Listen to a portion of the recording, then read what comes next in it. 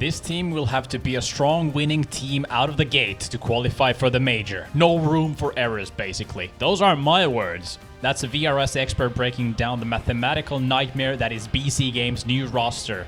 And spoiler alert, the math isn't a math thing. But here's the kicker. They've paired those disciplined Portuguese players with the most volatile duo in Counter-Strike history. Guys, can you answer me? I'm telling you to split.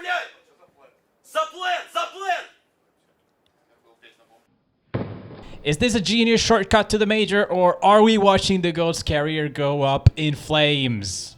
It's the latter, probably. s1mple's transition to CS2 hasn't been a return of the king. It's been a series of coming soon trailers that never lead to a movie. He subbed for Falcons, he helped FaZe for 5 minutes, and then he landed on bc.game, a team owned by a casino. Which is fitting because this whole roster is a massive bet. Here's where it gets spicy. Fall season starts. s1mple is farming online competition, looking like his old self. Then suddenly, numbers drop. Officials getting judged. And what's our boy doing instead? Dota 2. I'm not kidding. Suddenly, his CS2 icon on his desktop was replaced by Dota 2. We need a Just Say No campaign for Valve's favorite child, because Dota is the devil's playground for CS pros. How many pros have we lost to Dota? Too many. Alright, let's dissect this Frankenstein's monster of a roster. By the way, news just came out that the Saw core cost BC Game $2.5 million. Now, Overdrive isn't always on point, but if the core was even half of that, it's still a massive amount for this set of players and their inflated VRS points. This gamble might be even bigger than we thought, because this team isn't anywhere near a sure bet to make this summer's Cologne major. But now, let's dissect this mega expensive lineup. First, we've got s1mple. The GOAT candidate. In my paper, he is the GOAT. And sure, his best days might be behind him, but he could still be a top 5 AWPer.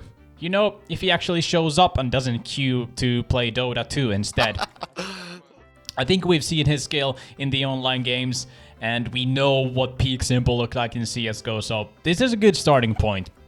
Which is followed up by Electronic, the Toxic X. This was s1mple's right-hand man back in Na'Vi, but since then, he systematically destroyed Na'Vi with his IGLing, he ran Cloud9 into the ground, and did the same with VP.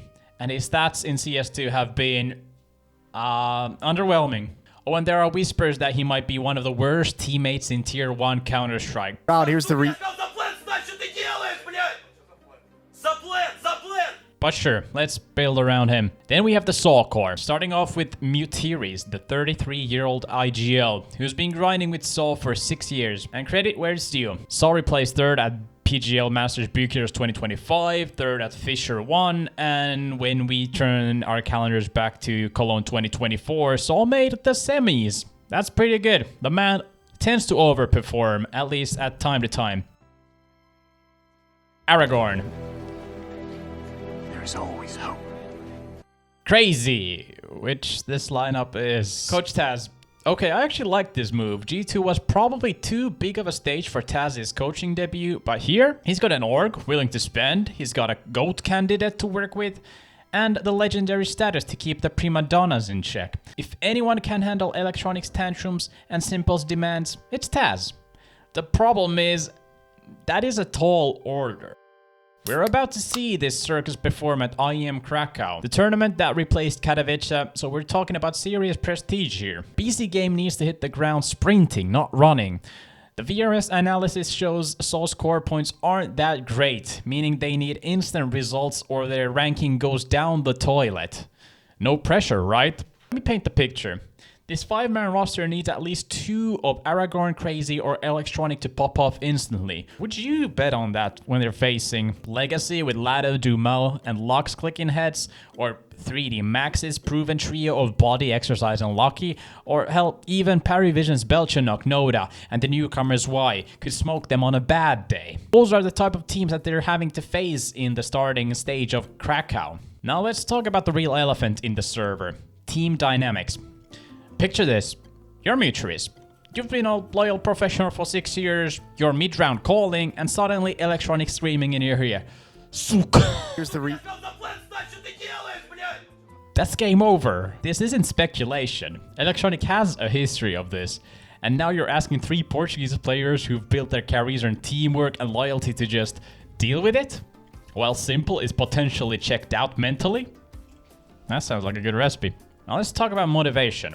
Rumor has it Simple is pulling $130,000 a month. If you stack Red Bull cans bought with that money, they'd reach Mount Everest. I did the math, and coincidentally, climbing Mount Everest is where this team starts, and their Sherpa is Taz. That's unfair. Taz might be the Sherpa, he might be the guy. But still, it's a tall mountain. And here's what bothers me. Simple hasn't committed to any team in Counter-Strike 2 yet.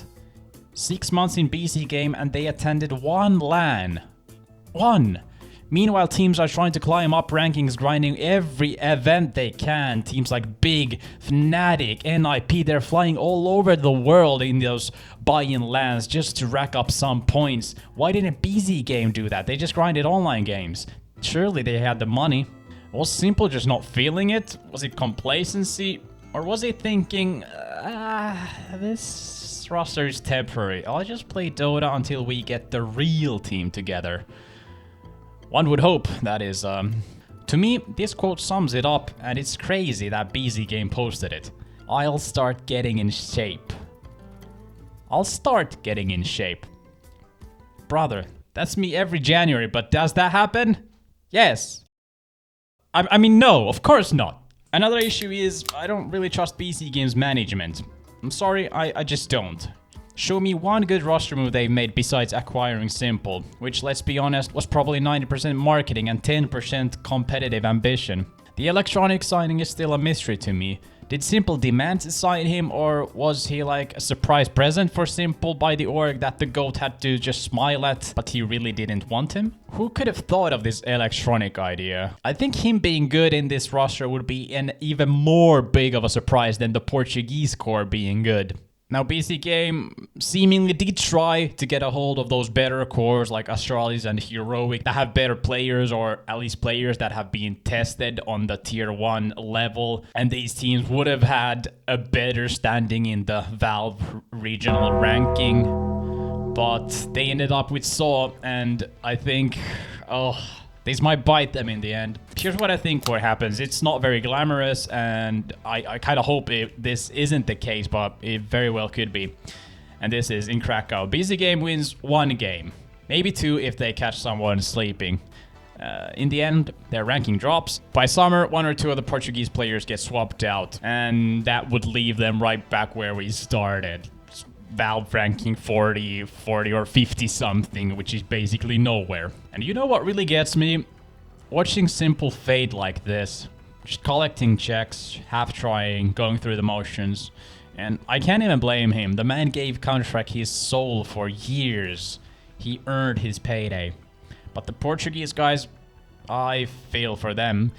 This is the dark side of core buying. These orgs don't want all the players in these cores. They just want their ranking points.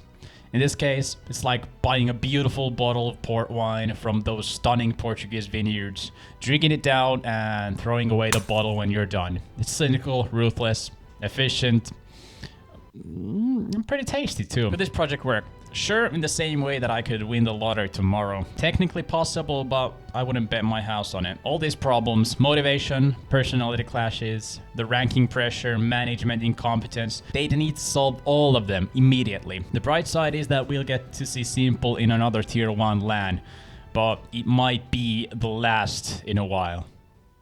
So, what do you think? Am I being too harsh? Does this roster look like it has some potential to eke out few wins in Krakow and therefore solidify their ranking, or is it just all going down the drain? I'm not too hopeful, but I'm always cheering for Simple. Drop your predictions in the comments and I'll see you in the next one.